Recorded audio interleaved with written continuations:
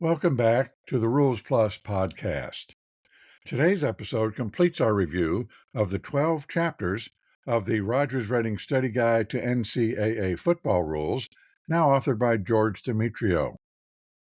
We have been preparing for the 2024 season by covering an even dozen of what the late Rogers-Redding referred to as phases of the game, reflecting his philosophy that our study of the rules should account for the symbiotic, interdependent nature of football rules. Along the way, we've looked with some considerable depth at recent rules changes, the kicking game, scrimmage requirements, the passing game, the running game, the clock, major fouls, scoring, and substitution. And yet, there are some loose ends still to tie up, so we tackle them here in Chapter 12. So on to Chapter 12, Loose Ends and Other Stuff. You can think of much of the stuff in Chapter 12 as a collection of FAQs, or troubleshooting strategies, for those situations that we hope never happen, but that we have to be prepared for anyway, just in case. I think it's quite possible that you can officiate for many years without encountering the vast majority of the loose ends we're going to cover here. But even as I say that, and believe what I say, I can vouch for being prepared anyway. I have two recent stories to share with you that illustrate that sooner or later you're probably going to have to break the glass a time or two because a fire has broken out. I have shared both stories in recent episodes, but I haven't broken them down as thoroughly as they deserve. So here's the rest of the two stories. Story 1. The Kickoff Punt. I've been in plenty of high-stakes games in 47 seasons that have come down to tense endings, but none can match the weirdness at the end in a recent one in which the losing team was closing in on completing a stirring rally with a very late touchdown. The situation obviously called for an onside kick, so our 7-person crew was aligned for that, which leaves me, as referee, alone downfield. I saw the kicked ball popped perfectly over the front line of the receiving team's hands squad, landing perfectly for Team A to recover, which they did. But to my amazement, the back judge informed us on the crew's radio that the kicker had punted the ball, as his coach had instructed him to do. I had never seen that happen, and I have never seen it happen since. But while that was an enormous surprise, it was not a particularly scary situation because clearly the play was an illegal kick. However, pause here and think for yourself. How should the play be penalized? Is a kickoff executed with a punt, a live ball, or dead ball foul? What is the proper signal? The sort of all-purpose signal 19 that we give for procedure fouls? Or perhaps the illegal kick signal, number 31. Well, if you look at 2:16.5, all you'll get for a definition of a free kick is a circular statement that it's a kick made by a player of the team in possession. Yes, I think we'd figure that out. Made under restrictions specified in 3 rules references, 414, 611, and 612. Concerning, respectively, waiting until the ball is ready for play, defining what the restraining lines are, and requirements for the offense's formation. Well, if you look at 2:16.6, you will get a definition of a kickoff that indeed says it must be a place kick or a drop kick, but you won't find an explicit penalty statement if it isn't one of those two kinds of kicks. Well, and if you look at 612A, all you'll get is that the kick must be kicked legally, from on the restraining line on or between the hash marks. There is no further clarification of what being kicked legally requires. Well, if you look further at 612C4, you will get that the free kick after a safety, notice that such a kick is not called a kickoff, may be a punt or a drop kick. To be fair, There are two explicit penalty statements within 612. After the bare bones specifications for a kick from a free kick formation in Part A, the penalty statement says an infraction is a dead ball foul for an illegal kick, penalized from the succeeding spot. The signals specified are number 7, the raised arm indicating a dead ball foul, and number 19, the rolling arms we use for a procedure foul. After the specifications for a free kick after a safety in Part C, Item 4, the penalty statement says an infraction is a live ball foul, with no indication that it is an illegal kick, penalized either from the previous spot or from the subsequent dead ball spot where the ball belongs to Team B. The signal specified is also number 19, the so-called procedure signal. The gaps and inconsistencies here are puzzling. Neither Rule 2 nor Rule 6 specifically calls a punt during a kickoff an illegal kick, which we know it is. And even the prescribed signal for 612A is for procedure, not for signal number 31 for illegal kick. Rule 612C4 doesn't characterize an infraction during the free kick after a safety, and it regards an infraction as a live ball foul. So, what should we have done in that playoff game? After extensive reading and cross-referencing since that play, what we should have done still didn't become clear until I finally came upon the place to look.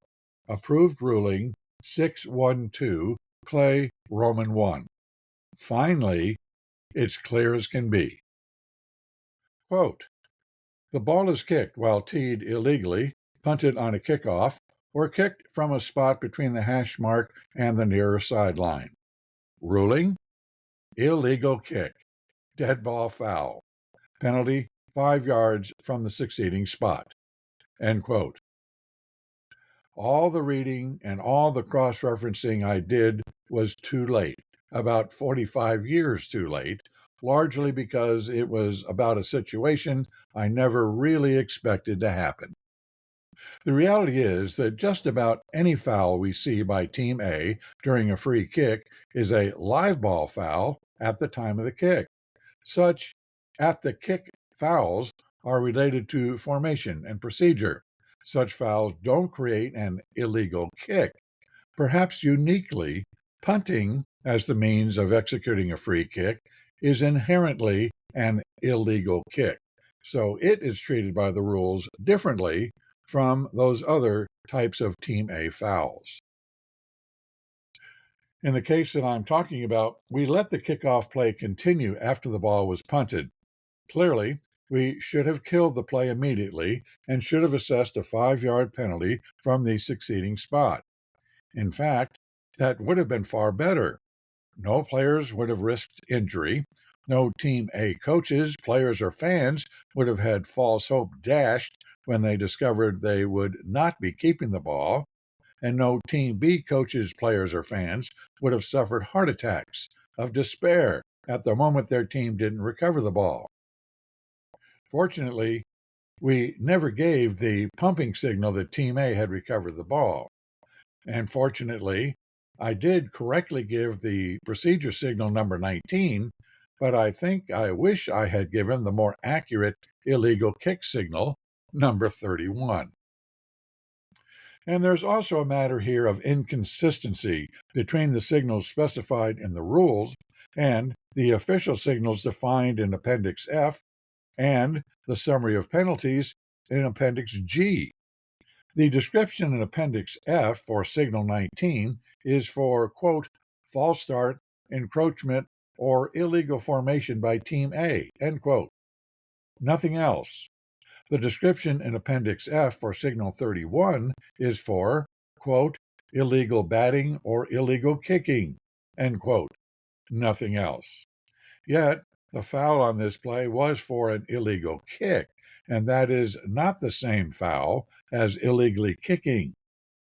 In the summary of penalties in Appendix G, however, Signal 31 is specified for the 5-yard penalty for an illegal kick, and Signal 31 is specified for the 10-yard penalty for illegally kicking the ball. We got the essential stuff right on that crazy playoff illegal kick, though allowing the play to continue could have been a serious issue if there had been an injury, a return for a touchdown by Team B, or perhaps serious fouls such as clipping, face mask, blocks below the waist, or blindside blocks. My crew and I were pretty well prepared for a unicorn of a play, but we were also a bit lucky too. Story 2. Knowing the snap rules isn't a snap. Story 2 reveals that I was less than well prepared for another unicorn of a play more recently. During my pregame on-field meeting with the visiting coach before an early season game, he vigorously lobbied my umpire and me to allow his snapper to turn the football essentially vertical in preparation for snapping it. His team had been penalized by crews from several TASO chapters previously. In fact, he produced a laminated card with the text of a rule to argue his point. I believe the rule he cited was 2:18:1 concerning the exception that allows the snapper to be in the neutral zone. Well, I've never felt so unprepared and stumped about how to say something that sounded reasonable. I had never before engaged a coach about this particular issue. I mumbled stuff about, establishing the neutral zone, maintaining a team's line of scrimmage, and other extemporaneous guesses about what provisions actually apply. When we finished the meeting after making scant progress, I knew we already had a pretty upset head coach before we even kicked off. Our crew had a lengthy discussion in the locker room, frantically looking at the citation on the coach's laminated card and just as frantically searching the rules book for additional places where we could find clarification. Well, here are the relevant rules. Indeed, 2:18:1 on his laminated card concerns encroachment and offside, but it applies at best tangentially. The coach's argument that night was essentially that the snapper is not required to maintain the neutral zone, contrary to the lame argument that I had suggested. The flaw in the coach's argument was that 2:18:1 indeed addresses what the snapper may do, but only in relation to being in the neutral zone. The exception in 2:18:1 allows the snapper to be in that zone as long as he is not beyond it. The coach insisted that his snapper kept the ball far enough in front of him that his head would not be in advance of the ball, even if held essentially in a vertical orientation. The rule the coach should have laminated is the previous one, 2:17:1, concerning the definition of the neutral zone. Item A provides that the zone is the, quote, space between the two scrimmage lines extended to the sidelines, end quote, and item B is the clearly relevant citation. Quote, the neutral zone is established when the ball is ready for play and is resting on the ground with its long axis at right angles to the scrimmage line and parallel to the sidelines, end quote. There is no mention that any subsequent movement of the ball changes or reduces the neutral zone. Once it's established, it's established. The snapper can do just about anything he wants to do other than lift the ball or move it forward. Thankfully, I found the provision in 2:17:1b before we left the locker room for the opening kickoff, so I felt very relieved to offer a face-saving compromise for him and for me when I briefly engaged him before the opening kickoff. I offered a perfunctory warning that he should advise his snapper to watch out for where his head was before he snapped the ball. Otherwise, we would leave his snapper alone. We kicked off with a much calmer visiting coach, and the game moved along without incident. And by our game the next week, I had made myself an expert on the matter of snapping the ball. After the game, I had learned even more of the story relevant to what a snapper can do with the ball when I found 223.1 concerning snapping the ball. I recommend you consult that rule to find two very valuable provisions for you to note should you ever need to. Provision D reads, quote, while resting on the ground and before the snap, the long axis of the ball must be at right angles to the scrimmage line, end quote. Provision E adds that, quote, unless moved in a backward direction, the movement of the ball does not start a legal snap, end quote. Indeed, Chapter 4 of the Reading Study Guide says it concisely. Quote, the snapper may make certain preliminary adjustments without moving the location of the ball, but he is not allowed to move the ball forward, lift it, or fail to keep the long axis of the ball perpendicular to the line of scrimmage. He may lift the ball only for lateral rotation, tilt it to a 90-degree angle.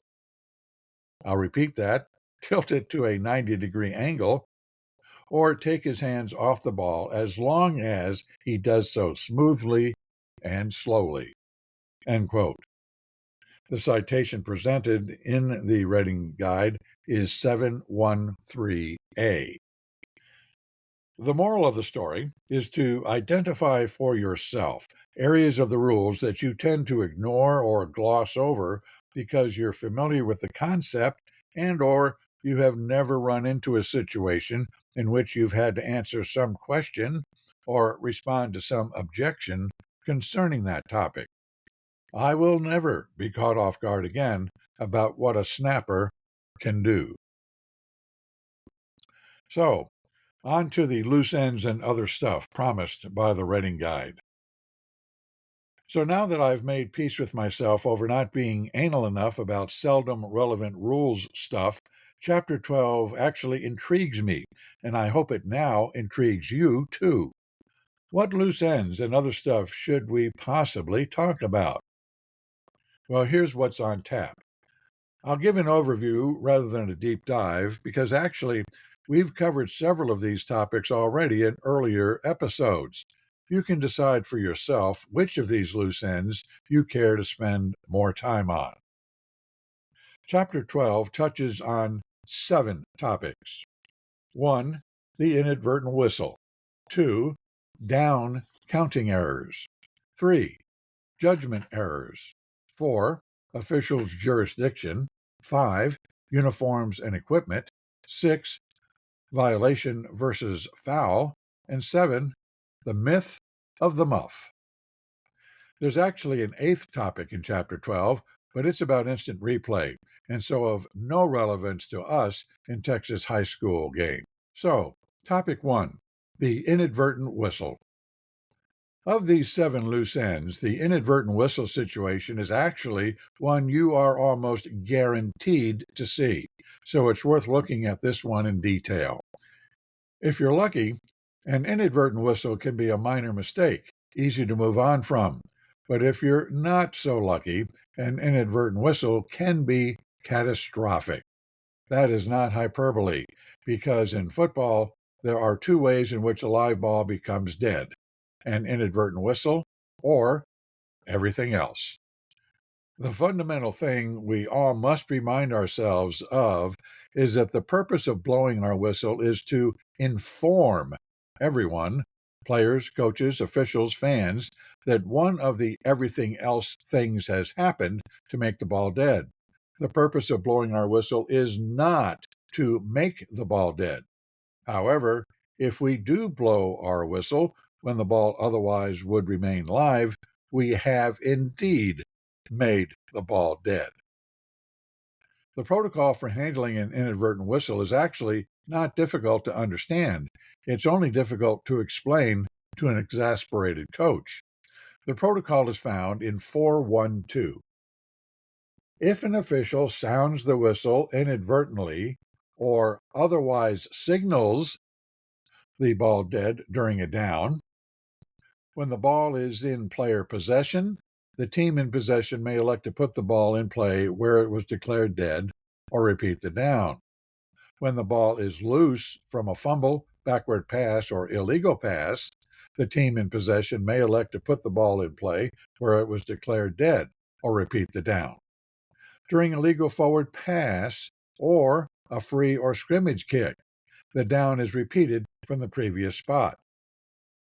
Or during a try or extra period after Team B gains possession, the down is ended. Think of things this way. There are really just 3 ways to handle stuff other than during a try. If the ball is in possession, the team in possession can choose the result of the play or a do-over. If the ball is loose unintentionally, again, the team in possession can choose the result of the play or a do-over. Only if the ball is intentionally loose is a do-over mandated. What gets really sticky is if a foul or violation occurs during the down. The penalty or violation privilege shall be administered as in any other play situation, if not in conflict with other rules. You can find an example in Approved Ruling 412, Play Roman 1. And in fact, let's visit that approved ruling. Consider what you would do in this scenario presented in AR 412, Roman 1. Quote, Team A punts on 4th and 15 at the A30. B44 muffs the ball at the B35.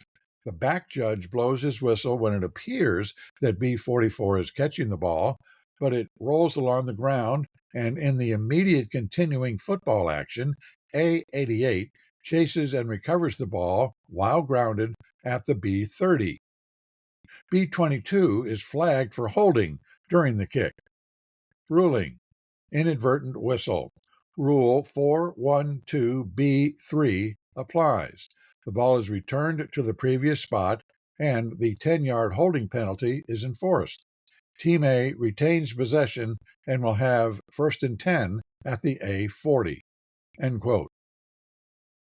Well, I have 3 questions that we can consider about this play. 1. Why does the mandatory do-over protocol apply instead of the option for Team A to take the result of the play? 2. Why does Team A have 1st and 10 when the line to gain was the A45? 3. Who would have had the ball if Team B had recovered the ball? The answers should be relatively easy to get.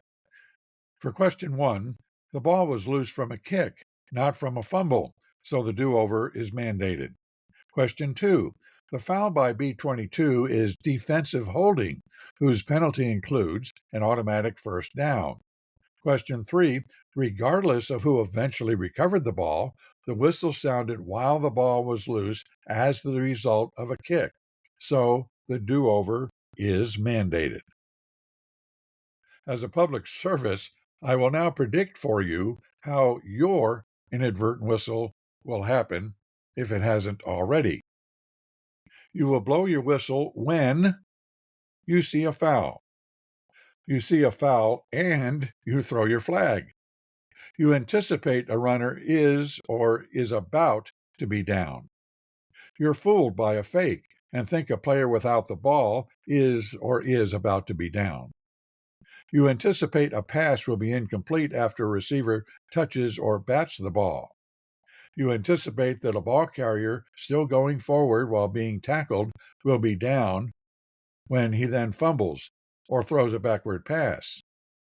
A kick receiver who signaled for a fair catch muffs the ball.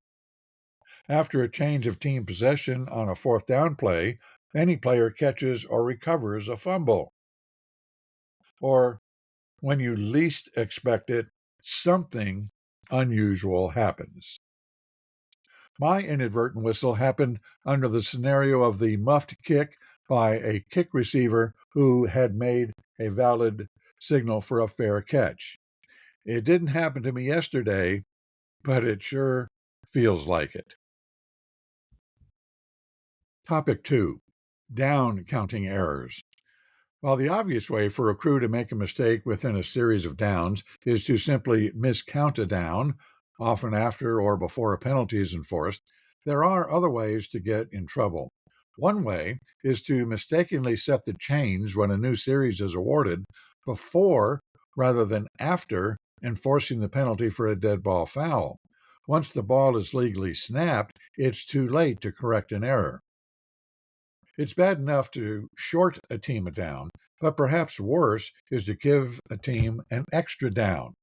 If Team A is given a fifth down and the mistake is discovered in time, the extra down must be canceled, with play reverting to what should have been the fourth down play. That means that Team B will always be awarded the ball at that spot. And we thought that an inadvertent whistle is the worst possible nightmare we can face. Topic 3. Judgment errors. When officials allow action to take place after the ball is dead by rule, as in the playoff situation I just described with my crew, we have committed a judgment error. We make this mistake more often than you'd think, such as allowing a Team B player to return a kick that has touched the ground in the end zone untouched, or allowing a Team A player to advance a kick that has been muffed by Team B. I can tell another story about a 5-person crew I was on decades ago when the line judge allowed Team B to return an unsuccessful field goal attempt that had bounced off of the upright that he was responsible for. As the linesman at that time, I was in a tough spot. I was pretty sure, but not positive, that the ball had hit the goalpost. But I dared not whistle the ball dead without definite knowledge of that. We looked very bad on that play after a fundamental error by a well-respected veteran official. As a much younger official at the time, I suspect I was also intimidated about making a call based on the line judge's age and reputation. In such cases of misjudgment, only penalties for personal fouls and unsportsmanlike conduct fouls would be enforced. Topic 4. Officials' jurisdiction. In high school games, our jurisdiction begins 60 minutes before the kickoff and ends when the referee declares the score final. After the last play, there is no reason to chase the ball down to hold over the referee's head. Our mission really is to get off the field directly and efficiently. We do not seek out anyone from either team for handshakes or questions. We have deemed to declare the score final, and our jurisdiction ended when we cross a sideline or the end line. There should be a homeschool administrator available to assist us in leaving. Topic 5. Uniforms and equipment. Rule 1 addresses equipment in 3 ways, specifying what is required, what is optional, and what is prohibited. During our brief pregame conference with the head coach and then with the visiting coach, we received the signatures of each coach certifying that the players are equipped according to rule and that the players have been instructed how to use the equipment and how to report when equipment has become illegal during play. For equipment violations, we must send players to the sideline for at least 1 down and until the issue is corrected. For equipment that becomes illegal through play, the player may not continue to participate, but he is not required to stay out of the game for 1 down if he can correct the issue quickly enough. Equipment or uniform issues can be related to a number of concerns: gaining an advantage, adornment protocols, jersey colors for home and visiting teams, contrast for visibility of numbers, among others. In Texas high school games, there will be a UIL exception to some of the provisions of the new NCAA rules concerning use of wireless communications and digital devices. Communication devices will not be allowed in Texas high school games, and digital devices cannot be used in the sideline area or anywhere on the field. Topic 6. Violation versus foul. We know, of course, that a violation is an infraction that does not carry a penalty, though there is some sanction associated with it, such as the loss of a timeout or the award to the opponent of the privilege to take possession of the ball after a down. While we're quite familiar with awarding Team B the privilege of possessing the ball when Team A illegally touches a free or scrimmage kick in the field of play, there is another instance of illegal touching that we should recognize when it happens. If the kicking team bats an untouched scrimmage kick in the receiving team's end zone, it is neither a foul nor a touchback. It is a special case of illegal batting that converts to illegal touching that gives the receiving team the privilege of taking the ball at the 20-yard line when the down is over. A foul, of course, is an infraction for which a penalty is prescribed, usually with a loss of yardage and sometimes also a loss of down or an automatic first down. However, there are two fouls that do not include a loss of yardage. When a Team A pass receiver who has voluntarily gone out of bounds returns inbounds and touches a legal forward pass untouched by Team B, or when a passer intentionally grounds the ball. Topic 7. And here, the Reading Study Guide has saved the best for last. The myth of the muff. Perhaps the most important loose end to tie up is this last one concerning muffing a loose ball, because unlike the others, we do see this situation frequently, and yet we are vulnerable to moments of doubt and indecision when we do see it. With its closing words, the Reading Study Guide seeks to put to bed permanently what it calls the myth of the muff. Consider two examples of quite plausible plays that are illustrative of the seductiveness of the myth that you can't advance a muff. Play 1. After a forward pass by A12 is tipped by the intended receiver, B46 intercepts the pass and returns it for 32 yards. Is it clear to you that the tipping by A12 fits the definition of muffing a loose ball? If that isn't clear, here's the evidence that it does. 1. By 2-2-3-A1, the ball is loose during, quote, the interval after a legal forward pass is touched and before it becomes complete, incomplete, or intercepted, end quote. And 2. By 2-11-2, quote, to muff the ball is to touch the ball in an unsuccessful attempt to catch or recover it. Muffing the ball does not change its status, end quote. So if it's true that you can't advance a muff, are you going to rule that B46 can't advance the intercepted pass? Are you going to let Team B retain possession, but only at the spot where B46 made the interception? Well, of course not, you say. But the scenario in Play 1 involves a pass, you say. What is really meant by you can't advance a muff is that you can't advance a kick after a muff, you say. Okay, then, here's another scenario, one that involves a kick. Play 2. After a punt by A6 is blocked and fails to cross the neutral zone, A6 botches his attempt to catch the ball, tipping it into the hands of B58, who catches the loose ball and returns it for a touchdown.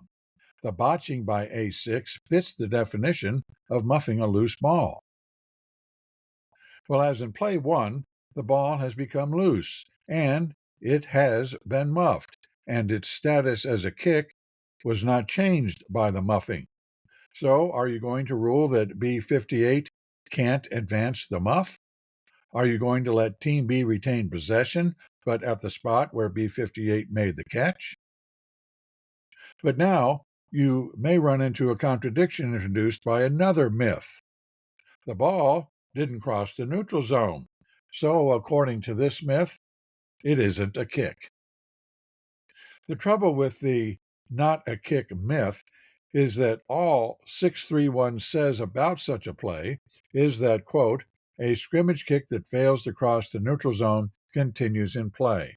All players may catch or recover the ball behind the neutral zone and advance it, end quote. A6 has indeed muffed a kick, and yet A6 is indeed entitled to, if you will, advance the muff. So, here are really two myths that are going to be busted for good by the Reading Study Guide. Play 2 should bust these two myths for good, the one regarding kicks not crossing the neutral zone and the one regarding advancing a ball that has been muffed. Regarding the myth of the muff, here's the last word by the Reading Study Guide. This lengthy quote says it all. Quote, "The point is that a muff is not a thing in the sense of giving the ball new status. Muff doesn't name anything other than touching the ball during an unsuccessful attempt to catch or recover the ball. A fumble, a pass, and a kick each name the status of the ball. They are things. The word muff is only properly used as a verb in that it describes an action, but not as a noun, because it doesn't name anything. There is no such thing as a muff. When a player unintentionally loses possession of the ball, he creates a fumble. When he throws the ball, he creates a pass. But when he muffs the ball, he hasn't created anything. The ball's status is still whatever it was before he touched it. In the case of a punt that crosses the neutral zone, the muffed kick is still a kick, and it is the kick that the kicking team may not advance. A muffed backward pass is still a backward pass, and the rules for a backward pass say that if it is intercepted or recovered by the defense, it is live. A tipped forward pass has obviously been muffed, but it is still a pass, and the defense may certainly advance it. So when a player muffs a kick, then kicking game rules determine what players may or may not do. There are no muff rules. End quote. Understanding the concept of muffing a ball as a verb rather than as a noun is important in a more general sense than just getting kick plays correct. Understanding the concept supports our understanding of the important principle of the durability of ball status. It's easy to overlook the second sentence in the brief definition of muffing in 2:11:2, namely, quote, muffing the ball does not change its status, end quote. This sentence reflects the very important football concept of the continuity and durability of the status of a loose ball, a concept that is consistent throughout the rules book. It is a critical concept to understand in determining possession, penalty enforcement, and scoring during downs when loose balls occur and changes of possession may occur.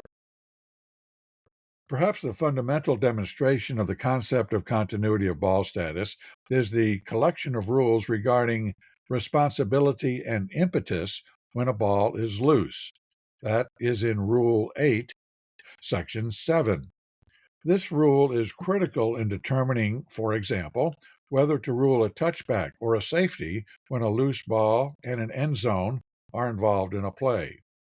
Responsibility for a loose ball is assigned to, quote, the team whose player carries the ball or imparts an impetus to it that forces it on, above, or across the goal line, end quote. That responsibility continues, quote, even though the ball's course is deflected or reversed after striking the ground or after touching an official or a player of either team, end quote. There are only two circumstances that terminate initial impetus: kicking a ball not in player possession or batting a loose ball after it strikes the ground. A closing word.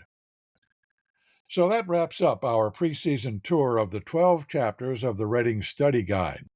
But I hope you'll continue to make time to listen to upcoming weekly episodes of this podcast as we transition into in-season discussions of topical subjects relevant to our current season. Our annual statewide meeting of the Texas Association of Sports Officials happens this weekend in Abilene, with coverage of the latest bulletins and guidelines for this year's NCAA rules changes and UIL exceptions. So, next week's episode will include coverage of the latest official comments about those changes as a prelude to particular attention to what the meeting won't cover in detail, editorial changes, and points of emphasis, as only Rules Plus is dedicated to do. Remember, I'm a member of the Austin Football Officials Association. Our extensive training of prospective officials is well underway, including classroom work, Zoom meetings, and on field experience in 4 locations in the Central Texas area. We're very pleased to see that we have a large rookie class this year of men and women. If you'd like to learn more about us, contact us. You can email us at recruiting@afoa.ws, visit our website at www.austinfootballofficials.org, call us at 512-298-2987, or follow us on your favorite social media platforms, including Instagram at ATX Football Refs and Facebook at Austin Football Officials Association. Until next time, have a great week.